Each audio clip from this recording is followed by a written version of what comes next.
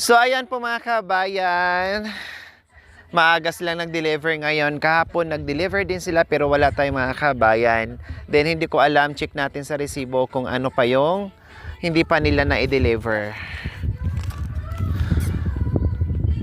Ayan.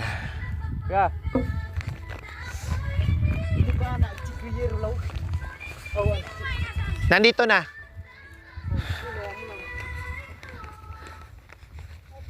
Ayan. So ano bang na-deliver ngayon, kuya? Hollow blocks po. Hollow blocks. 200. So mayroon pang 200. Then ano at sa kabuhangin ano? No, kuya? Yes. Isa't kalahati pa. Opo.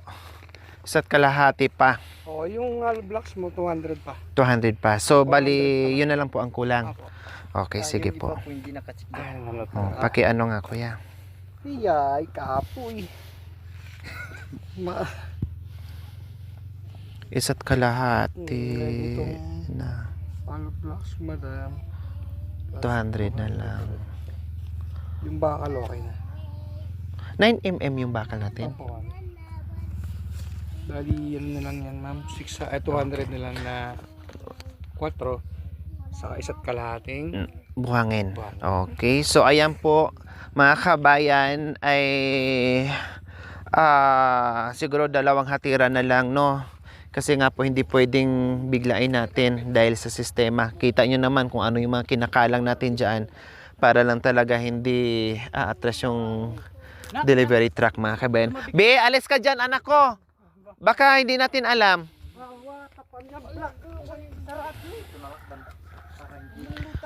So, another 400 na hollow blocks kasi 600 po ito mga kabayan. Dahil sabi ko nga kung ano yung magiging sobra dyan sa bahay para doon sa CR. Bahala na or mag-add pa tayo ng hollow blocks. No?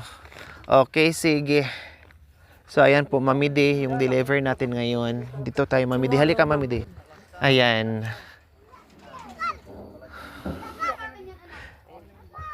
Parang hindi na kayo lumayo. Kuya, ibig sabihin po, ito is 1/4? Kalahati yan, ma'am. Kalahati.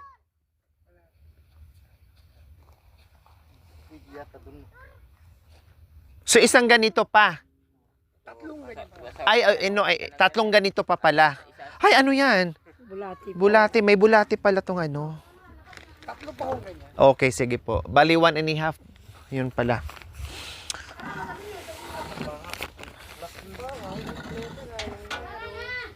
Yung yero, yung bakal. Tapos makabalik po kayo mamaya. Gusto ko na matapos. Inano mo na? Para pagbaba namin ngayon, pagbalik namin, madala na. Opo. Kahit malang pala, okay na po yun. Kahit ako na lang.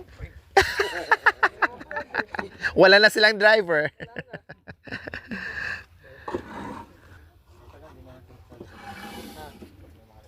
Yes. Ay, salamat po. Salamat. Kasi may mga basag-basag na ano. Opo. Thank you.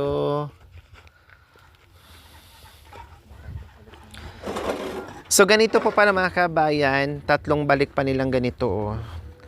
Meron pa. Kasi kung patag lang tayo mga kabayan ay isang buhatan na yan. Alis ka na kay Marulas? Sundain mo si Ate Flor. Kuya, may tawag. Ma'am, kumain kami kahapon na honey dyan. Kumain po kayo? Pinakain kami yan, sabi niya, baboy. Bunga ng gabi sa Pilipinas. Kuya, may tumatawag dito. Pero sarap. Opo, masarap po yun. Sino kaya yun?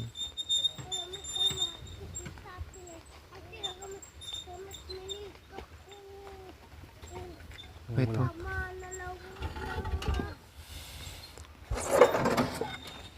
Chan! Direct natin Oo. yung pinos ni madam. 1 hour, ilan na agad? Opo, kaaano lang. Kapopost lang. So, ayan po mga kabayan, pakita ko lang po sa inyo yung mga hollow blocks na last time. Tapos, nandito yung bakal natin na 9mm.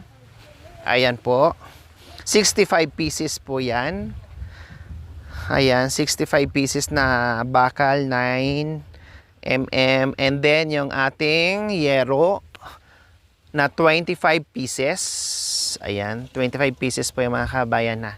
Makapal po ito. Mami D, ito yung 25 pieces na yero. Ayan. Makapal po yan. O, dyan. Ayan, naaapakan nila kasi nagsasampay sila dyan, di ba? Kung ano yung nasa bahay mga kabayan, yun din po yung binili ko yung para pang kusina. No, pero kay Mami D, mas matibay po yun. Kasi yun long span. Makapal talaga yun sa'yo, Mami D. Long span talaga kasi sa'yo.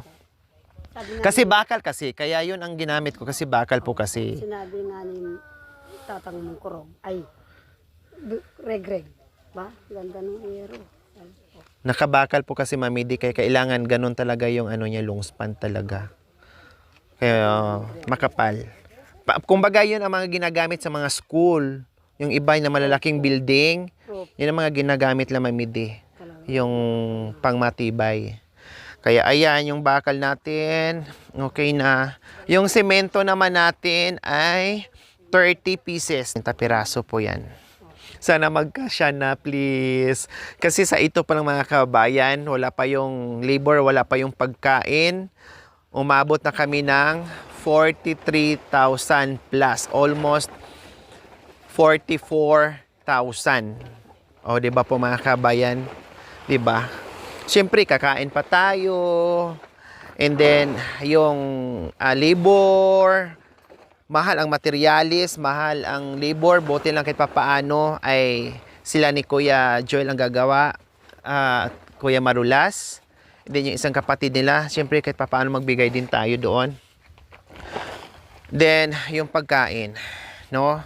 And then, yung gasolina natin araw-araw, kung sa iba po mga kabayan, kung sa iba talaga, sobrang laki ng expenses po natin. Kumbaga, yung budget natin sa bahay na 150, mabuo natin yung bahay, i-times 2 muna siya. Times 2, halimbawa, ang materialis ng bahay ay 150,000. Bye! Ingat po kayo! Ayan yung mga fans natin. Ayan. So, 150,000 na pabahay natin mga kabayan. Times 2 po kaagad yon. Labor, pagkain, no? Gasolina, pabalik-balik. Parang ganun mga kabayan. Ganun po talaga. Hindi pwedeng Yes po, anak. nakasagad tayo sa materialis lang. Isipin natin, labor, pagkain sa gumagawa, at hindi lang po ang gumagawa ang may budget. Siyempre kung sino yung nandyan na bisita na tutulong, pakainin din po natin. No, ganyan po yung mga kabayan. Napakahirap po talaga magpagawa ng bahay. Hindi biro dahil napakamahal ng materialis ngayon. Saksi si Mami D nung ginawa ang bahay niya, Mami D. Siyempre po, may dadaan, aba, ang ganda ng bahay. Hindi pwedeng hindi mo, yayain na. No, may pagkain na nakahanda. Welcome, coffee. Siyempre po. Merienda, ganun din. Opo, snack, ganun din po. Totoo po yun. Nasaksihan ni Mami D pag namimili kami ng materialis. Panireklamo sa Mami D, ay, ang mahal pala ng materialis. Ay, nang laki pala. Natapos Ganyan. tayo na namimili alas 4. Inaabot ng... Opo, hindi pa tayo nananghalian. Lagi tayong, Mami D, yung almusal natin, merienda na. Opo, anak ko, ano ba yan? Nalilipasan lagi kasi habol sa oras. Din minsan stress ka pa, hindi ka makakain ng kahit gutom ka, pag stress ka, hindi ka makakakain. Tubig nga lang, hindi mo pa Hindi mo maalala. malunok-lunok. Opo, hindi mo na maalala uminom. Ay apo, grabe. Sobrang hirap po magpabahay mga kabayan. Sa lahat ng project ko, nahihirapan po talaga ako sa pabahay. Lalo na pagdating dito sa kabundukan, napakahirap. Very expensive po mga kabayan. Sobra. Subukan nyo po. Ito, may kasama natin nagpapabahay din. Si Kuya Justin, Sara QTV po mga kabayan. Alam din po nila kung gaano kahirap. Kaya sabi niya, Madam, ang hirap nito ah. Sabi ko, totoo yan. Nakita ng ating sponsor, no, anak ng sponsor, nasaksihan na nila kung paano tayo magpapabahay. Talagang dama nila, ramdam nila yung hirap dito. Tulad nito mga kabayan. Very expensive po mga kabayan. Dahil napakalayo sa kabihasnan. Buti lang kahit papaano ay dito sa lugar nila, like Mami D, ay kayang-kaya puntahan ng truck, hindi tayo nahirapan. Pero yung iba, manual hakot. Ito kahit papaano, napaayos ko yung daanan. Dati kasi mga kabayan, daanan na yan siya talaga, kalsada na. Kailang, syempre, nagdaan ang mga bagyo, ulan, lahat-lahat na mamidi. Kaya medyo naglubak-lubak at mahirapan dumaan yung sasakyan natin noon. Ang ginawa po, ay pinagawa ko po sa mga The Boys. Kaya hanggang dito na makakadaan na yung pick-up. Makaakyat pa hanggang doon sa itaas. Bundok po ng Florida eh. Yung iba hindi mararating mamidi. Buti lang sa inyo ay marating natin yung naghakot tayo ng materyales. Hirapan pero talagang gusto din nila. Opo. Kaya ganyan. Dito, kahit mahirap, rough road at matarik, pero kahit paano nakayanan sa truck. Nakarating dito na hindi na imamanwal, na hindi kawawa yung mga gumagawa. Siyempre, mahihirapan sila, di ba? The best po dito, ang gaganda na. Opo, Viodic Makikita mo Mamidi. ng view. Opo. Dito po kasi mga kabayan, alam niyo po kung bakit. Tinutulungan ko rin po sila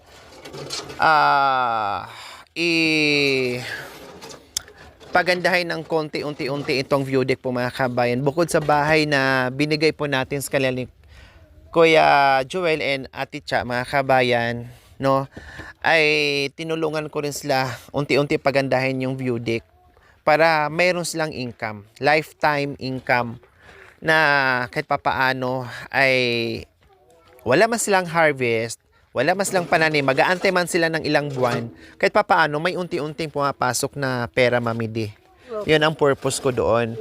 Kaya sabi ko, sige, tulungan ko kayo, i-improve natin yung view deck unti-unti para just in case man na nag-aantay kayo sa mga pananim nyo, hindi naman araw-araw mag-harvest, mag-aantay ng buwan, ilang buwan, kalahating taon, isang taon bago makapag-harvest, meron silang income, meron silang kita.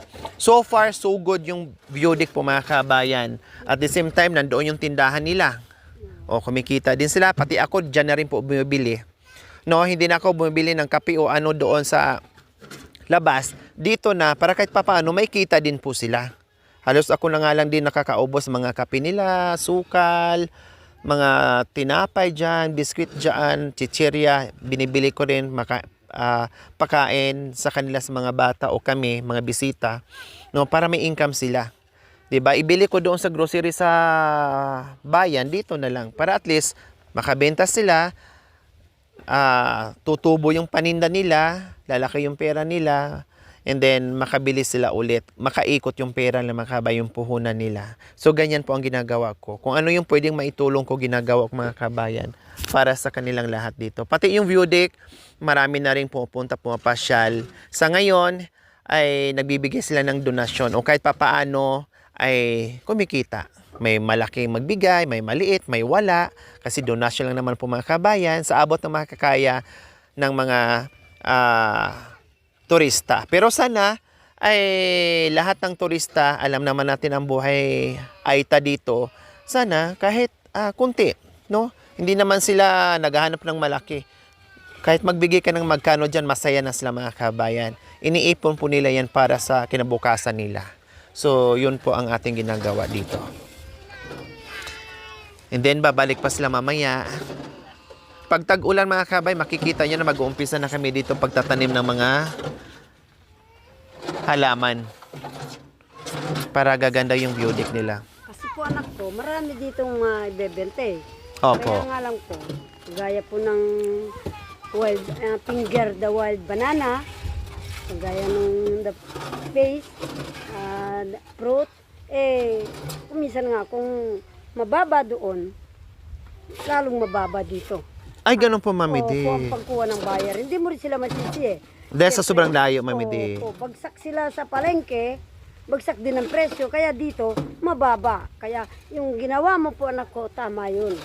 Lalo na sila, marami sila. Opo. Hindi, sa awan ng Panginoon, sige pa rin kahit patani lang nga na anak ko. Pero maano din doon, Mami Opo, D, masisipag din doon sa inyo. Yun nga lang, ang napapansin ko po doon, Mami D, marami ang mga patani doon. Opo, yun Ano ang- pa? Kardis. Ampalaya. Dito naman, wala tayong nakikitang mga bibihira lang na may kardis, ampalaya. Iba naman dito sa kanila na marami. Gabi, ubi, banana, Iba-iba yung produkto nyo, Mami D. Magkakaiba kayo eh. Iba-iba yung produkto ng mga kabayan. Kasaba, ganun. Opo, kamunting kahoy. Ang marami naman din kamunting kahoy, Mami D. Naalala nyo po nung pumunta tayo ng Kamyas? Sobrang dami, di ba? Ekta-ektarya ang ano doon. Kapampangan pong may-ari ng mga Okay. ay ang pinapatrabaho. Pero Kapampangan po yung, unat po yung amo nila. Opo. Ang lawak, Mami D, no? Talantas. Oh.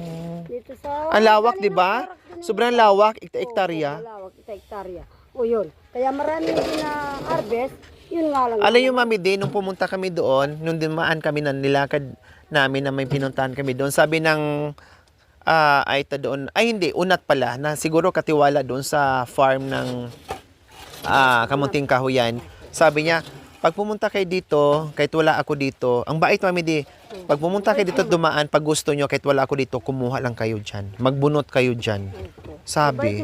Kailan nahiya naman kami, Mami D. Opo, hanggang parak mabait naman sila.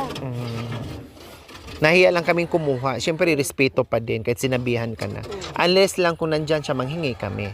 Kasi sobrang lawak ng Ako nga po, kamunting kahoyan nila. Humingi ng ano, hindi ko maaabutan ng may-ari. Ng ano po ba? Opo, yung pangtanim. Opo. Kasi madaling maano. Pero di bali, nagtanim naman na tayo dyan. Opo. Padamihin natin yun. Tapos lipat na lang.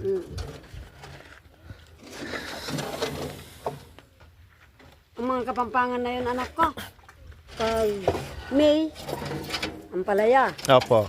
Tapos, sitaw din. Pag mga September, kamatis, talong. At saka, talong, ano po, kasi hindi malulusaw kaagad yun eh. Opo. Talong, sabay ng ampalaya. Kuya, baka mabili yung kamay mo, nakakapaltos yan. Wala kang guwantes. Nakakapaltos yan, kala mo. Malipis yung anak ko yung palad mo. Oo. Wala kang guwantes. Yun ang ano nila anak ko. Yung trabaho mo, di mo na magawa. Pag yung anak ko, yung November, mura na po yung kamatis. Iba na yung Sili. presyo. Opo. Ay, binibigay sa mga ita doon. Opo. Libre ang mga itang nagpipitas. Kasama ako eh. Pati kamuting baging anak ko. Pwede manguha ng pang ano, Mami D? Pang tanim. Opo. Kaya lang nung wala akong masakyan. Wala tayong sariling motor. Bibigyan naman ako ng mga yan. Kaya ano po. Namumulot yung mga ita anak ko. Kadami. Alam mo ginagawa nila anak ko? Tinitinda nila. Yung binibigay ng mga Kapampangan na yan. Sa sobrang dami. Sa sobrang dami. tinitinda Napakinabangan pa nila. Opo, yung kamuting baging. Kasi yung anak ni Tatang Mamboy nandiyan sa Pasbule. Siya ang nagdadala. 2 sako. At hati kami doon. Wala pa kayo. So, konti na lang po mga kabayan. Ayan. Konti na lang. Mami D, baka mo. Kuya, kumusta yung deliver natin? May kababa? May takot? Ganun pa rin madam. May halo. Kumusta habang umaakyat kayo doon sa napakatarik na Ayun. daanan? Namumutla ako kasi baka kasi maraming baka yung cross joint ko bumigay. Yung propeller baka bumigay. Grabe ko yan, no? Oo, yun ang Pero, alam na natin kung gaano katibay yung truck nyo. Wow. bago umakyat man dito. Last month, pinakondisyon ni madam. Ayun. Talagang nakakondisyon yung truck natin. O bero yung mga kabayan, kinakabahan si Kuya, namumutla daw si Oo. Kuya. Lalo na yung dito pa. Yung sobrang tarik po dyan, bulusan ang tawag nila dyan. Si madam, kay madam din kontrata yan. Yung, Yung sa baryo po. kaya lang talagang hindi na kaya nung bako umakyat doon. Minano-mano ng tao para pagdating. Oo. Wala na, hindi na kaya. Kaya gumanon masyado eh. Opo.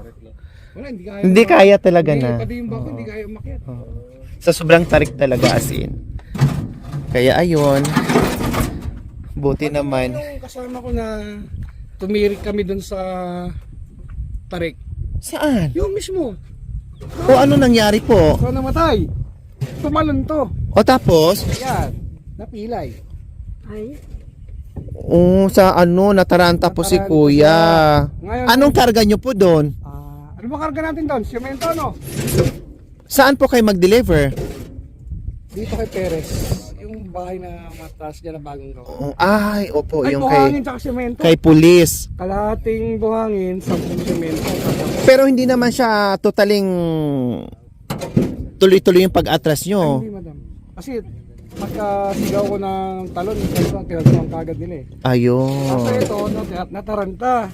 Pagkatapos niya nalaglag, napilay, after 2 days naman, napasustambutsis ang paa niya, kaya dalawang problema niya.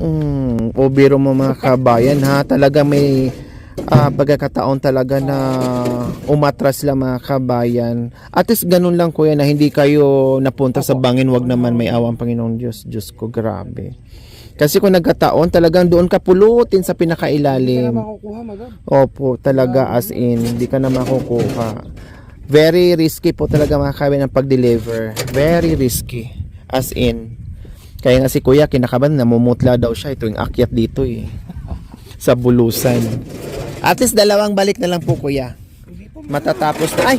Tatlo? tatlong buhangin mo. O tatlo plus yung 200 pa na ano, black. bali apat. Apat pa. Apat pang nervyo. Apat pang nervyos. Ano? 5 po. Hindi, kasi tatlong mamidi tapos isang hollow blocks apat. Opo. Ayan. O, bigay ko na yung pang kuya, pang merienda. Ay, siguro na mga 8 balik pa. Bakit? Wala na. Pasyal. Yung 8. Pasyal. Anak ko mo tayo. Saan mo ipapadaan doon? Kaya ay, delikado, bumabalik kami. Imbis 4 times 2, no? So, syempre ka na mga kabayan kasi buwis buhay ang pag-akyat dito, hindi po biro, kailangan expert yung driver dito mga kabayan. Hindi biro yung pagdi-deliver ng materialis, buwis buhay po. Kaya ganun lang. No, magbibigay din tayo ng pa-something. Ganun naman talaga ako kahit doon kay Mami D. Tuwing deliver doon kay Mami D, bigay ako, bigay. Opo, merienda po. Merienda, 'di ba? Ganun po tayo eh. Ganun tayo. Hindi pwedeng Opo, nung gumagawa na naman. Sige pa rin, ganun. merienda. Kain merienda. Kasi Kahapon, madam, Ganun. kaya hindi ko dinam. Delikado eh.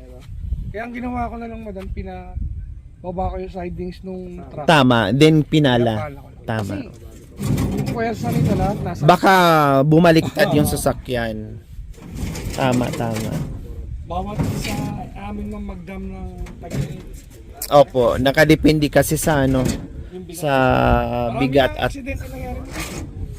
kasi hindi pantay yung bigat, nandito lahat. Okay lang po 'yon.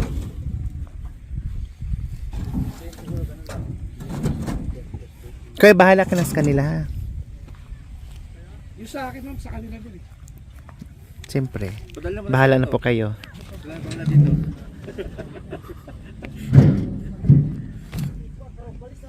Hindi. Gusto mo na sumama sa kanila? Pasyal lang. Pasyal. Pulo Santol pala yun eh. Yung truck, anak ko. Kahapon Opo. yung naman. Ay, hindi ka pala sinama namin, no? Trabaho po kasi ako doon sa Pulo Santol.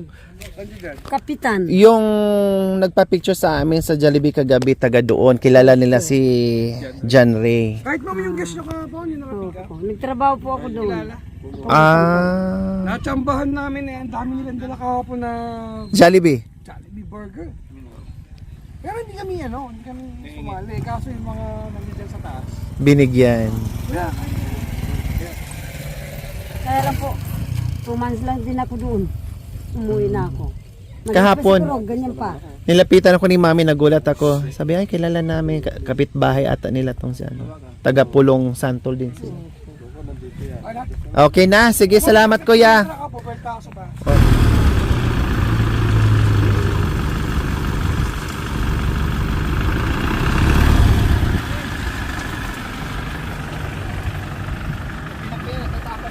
Ay, wait.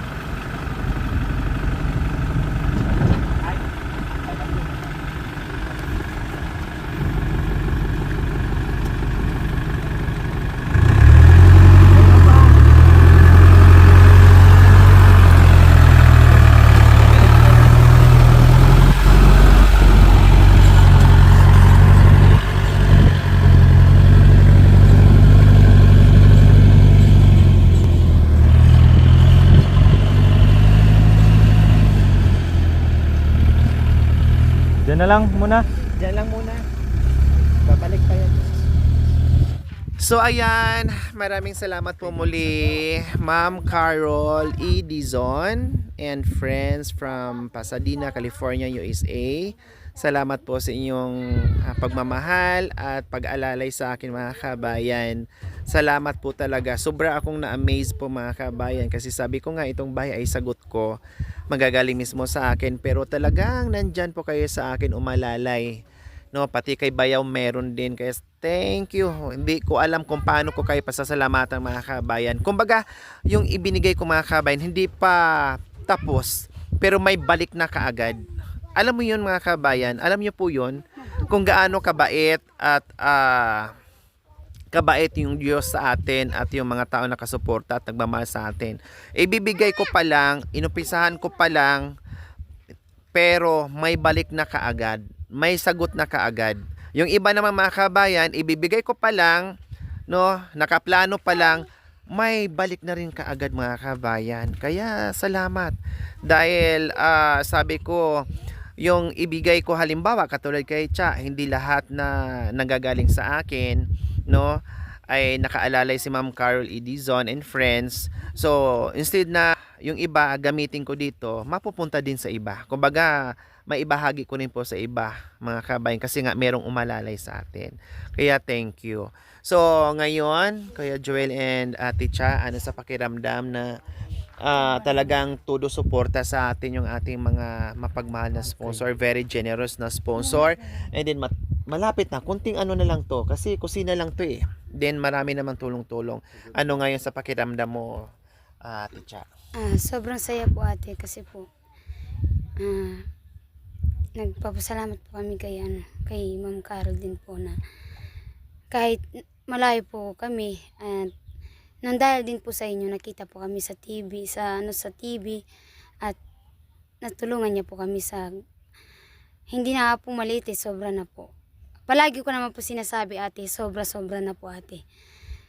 At kayo din, sa inyo din po nagpapasalamat din po kami kasi nang dahil po sa inyo nakita po kami sa TV po at kayo po yung dahilan kung bakit po kami, alam niyo po ate, pangarap lang po namin yung ganito ate, yung magkabahay po kami ng blocks, yung pinapangarap lang po namin sa yung sa pag nakaipon tayo, gawin natin yung bahay na ganito. Sabi po namin, pero yung pala yung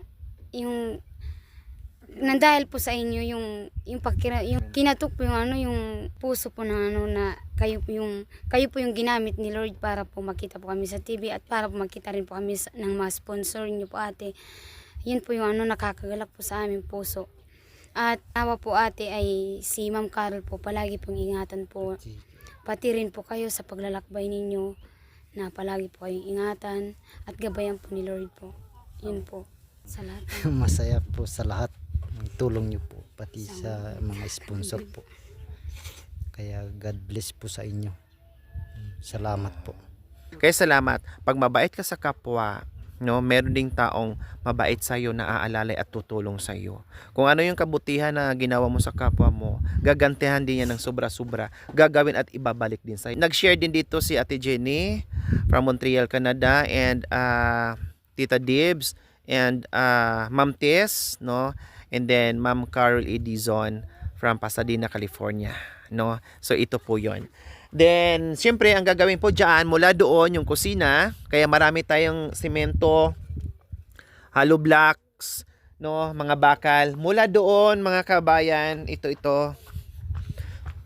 Talagang pinasadya ko kasi marami kami dito. And then, pag may bisita tayo, kasi marami mga sponsors na gustong bumisita dito, mga viewers natin, para kahit paano, pag halimbawa na dito sila pumunta sila sa atin, bisita natin, pwede silang matulog, at least kahit paano meron tayong bahay na pwede lang pagtulugan. So hanggang dito kusina.